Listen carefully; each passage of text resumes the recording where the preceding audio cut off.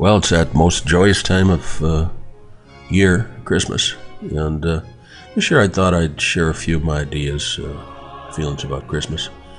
Perhaps the most iconic image of Christmas is Santa Claus, and I think it's important to note that he wasn't created by Coca-Cola. He's been around a lot longer than that. Here's an illustration from Thomas Nast around the time of the Civil War, where we see him.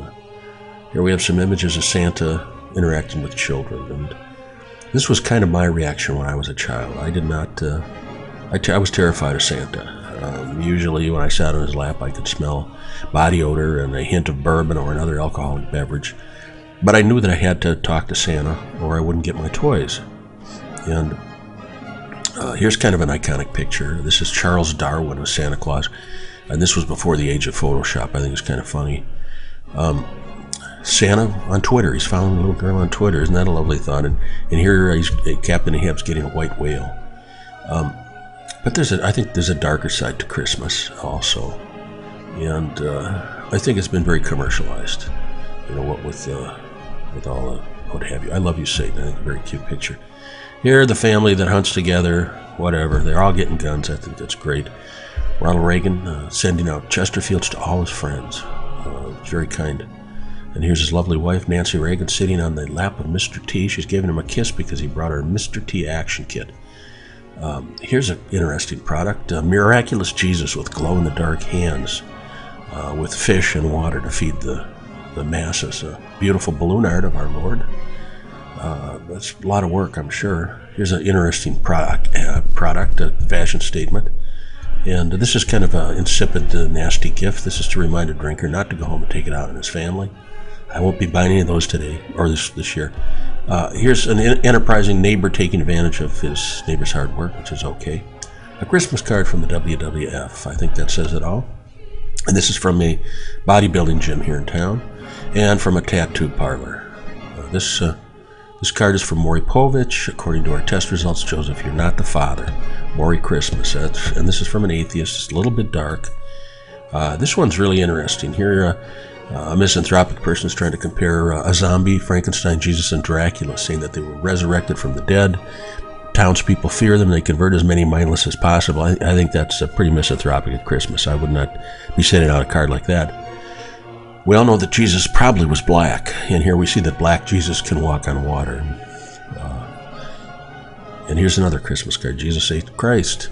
Without an original birth certificate, we'll never know.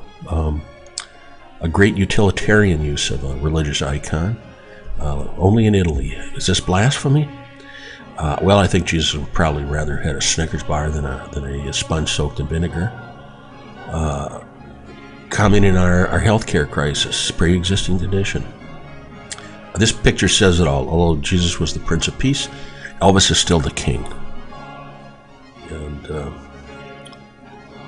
this is a nice piece of klatchki to give out at Christmas. I think here's the image of Jesus sending out his love to humanity. This is a little dark too. Obviously, this comes from creationists. We have Jesus riding a dinosaur. Jesus invites you to a party in heaven anytime soon. Make sure you're ready. Well, that's good. Also, there's a lot of sightings at this time of the year. Here's a pierogi with the face of Jesus on it. In India, this is a now shrine. It's behind glass. The face of Jesus appears on a fence and on a frying pan. This is kind of an interesting one. If you look closely at the front of the candy bar, you can see the face of Jesus looks similar to the Shroud of Turin. Jesus inside a potato on the cross and on a pancake. Here he is on an oyster shell. This sold for $1,700, and on a Pop-Tart, the Virgin Mary. Here's the Virgin Mary tree in Nebraska.